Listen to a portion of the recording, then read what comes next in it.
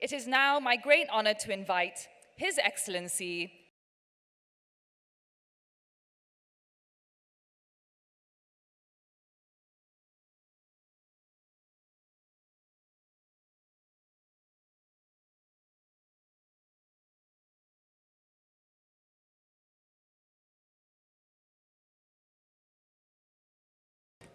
Please be seated. Before I commence my speech, I would like to start from what the announcer just mentioned. Sit down and enjoy the evening. I've been informed of your schedule of the cocktail reception and business matching yesterday evening and a full official functions from the high presence of Samdech Prime Minister this morning and a full day of discussion and realizing that there's a slight delay into the discussion, making an assumption that it has been a fruitful outcome. So we'll make my speech very short to make sure that we can commence and enjoy our evening. Neonya Kadmain, President of the Cambodia Chamber of Commerce and Chair of the ASEAN Business Advisory Council, Cambodia. Mr. Anthony Patrick Chua, Representative or Chair of ASEAN Business Advisory Council 2026. Excellency Dr. Kagum Hoon, ASEAN Secretariat General. Excellency Ministers, Ambassadors, distinguished members of the diplomatic corps, leaders of the national and international enterprise, Excellencies, ladies and gentlemen. At the outset, allow me to express on behalf of the Royal Government of Cambodia my great honor to join Excellencies Neonya, Oknya, and distinguished guests at this gala dinner of the Cambodian ASEAN Business Summit 2026, conducted under the highly relevant theme of transforming ASEAN, innovation, integration, and industrial evolution. I extend my warmest congratulations to the Cambodia Chamber of Commerce, the ASEAN Business Advisory Council, and our esteemed international chambers for successfully hosting this important summit. Your presence here over the past 2 days was far more than just a formality. It is a testament to ASEAN unity, solidarity, and strong commitment to promoting innovation-driven growth and increasing our collective competitiveness as a community in the global economy. Moreover, tonight's gatherings also celebrate a tangible progress we are making toward a more integrated innovation and prosperous Southeast Asia. A gala dinner is traditionally a time to relax and network, especially after sitting through 2 days of heavy but highly substantive event. But before we fully unwind and enjoy the evening, allow me to share an important message with you, the private sector and investors, that the Royal Government of Cambodia is actively transforming our institutions to act as the strongest catalyst for your success in Cambodia and the ASEAN community at large. Excellencies, Neonya, Oknya, ladies and gentlemen. To our international guests, I would like to provide a deeper context on the Cambodia that you see today. For decades, our story was one of recovery, rooted in the win-win policy of Samdech Techo Hun Sen, which brought about a long and devastating conflict to a peaceful conclusion on December 29, 1998. That hard-won peace remained our core stability factor and is the backdrop upon which all our economic ambitions are built. The Royal Government placed the utmost importance and priority on Cambodia regional and international integration in order to create new opportunities for sustainable development, economic cooperation, and diplomatic relations. As a result, Cambodia became a member of ASEAN on April 30, 1999, a historic milestone of Cambodia foreign policy following the conclusion of the prolonged civil war. This has enabled Cambodia to embark on a development journey in all sectors, as we observe today, and has continued to make a significant contribution to the establishment and continued growth of ASEAN community. For nearly 27 years, as an ASEAN member, Cambodia has actively contributed to building the ASEAN community anchored on three community pillars of political security community, economic community, and social-cultural community. Actually, Cambodia is firmly back on a high growth trajectory. Our GDP growth is projected to expand by approximately 5.2% in 2025 and 5% in 2026. In 2025 alone, we attracted 10 billion worth in fixed asset investment, a 45% year-on-year increase, reflect the positive and appealing business and investment environment in Cambodia. This is no coincidence.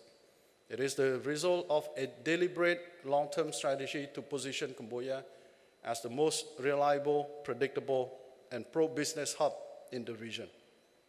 However, sustaining this momentum requires us to look beyond our borders and proactively adjust our strategies against a world defined by rapid and often volatile change. Indeed, we gather here at a pivotal time. The world is currently undergoing armed conflicts, geopolitical tension, global economic growth slowdown, and as well as pressure on multilateral cooperation. All of these factors create uncertainty, challenges for us all. In line with current global trends, it is clear that many countries are not only gearing up for upcoming difficulties, but also seizing them as opportunities to improve themselves, primarily through internal reform. Cambodia, like other countries, is gearing up and doing our utmost to strengthen our competitiveness at the regional and global level. The Royal Government of Cambodia Socio-Economic Development Agenda, the Pentagonal Strategy Phase 1, initiated under the leadership of Samdech Mahabawar Theppadey Hun Manet, Prime Minister of the Kingdom of Cambodia, has placed governance and institutional reform at the very core. This brings me to ongoing public administration reforms spearheaded by the Ministry of Civil Service to build a modern, high-income economy by 2050. We need a strong, clean, smart, and people-centered public administration. To Cambodia, public administration reform is not new, but ongoing efforts. Though the public administration reform has been executed since the 1990s, the Royal Government of Cambodia of the 7th Legislative of the National Assembly has put forth and reinforced public administration reform as priority goal in which the whole of government approach is under execution. To drive this forward, the Royal Government of Cambodia has established a national committee for promoting and implementation of key measures in public administration reform, which the Ministry of Civil Service as its secretariat tasked with implementing 3 key measures.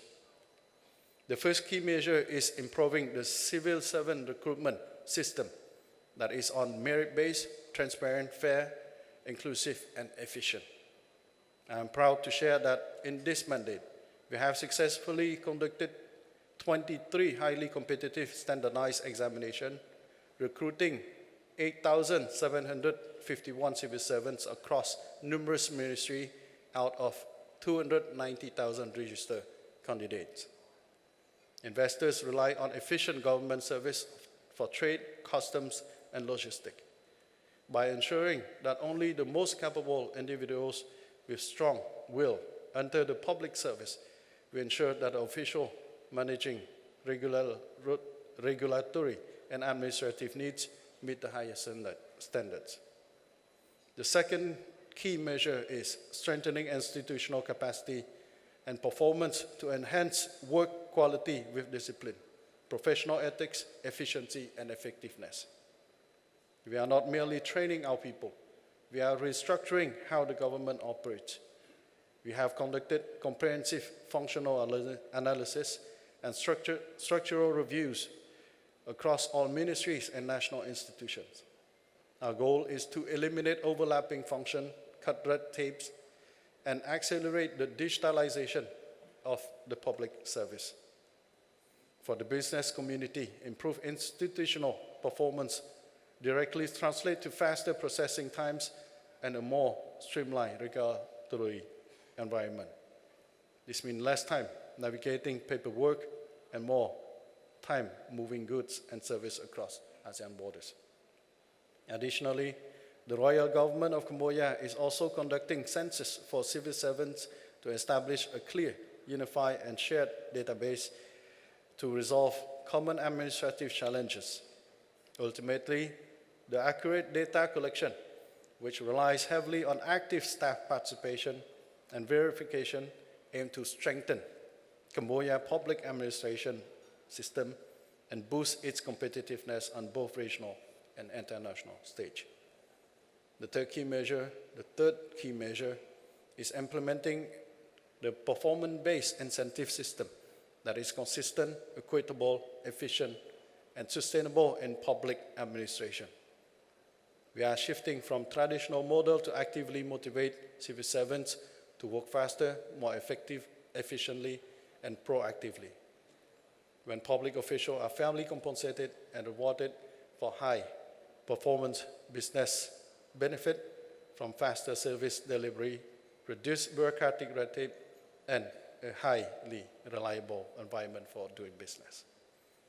Excellencies, ladies and gentlemen, these reforms are not just administrative tweaks.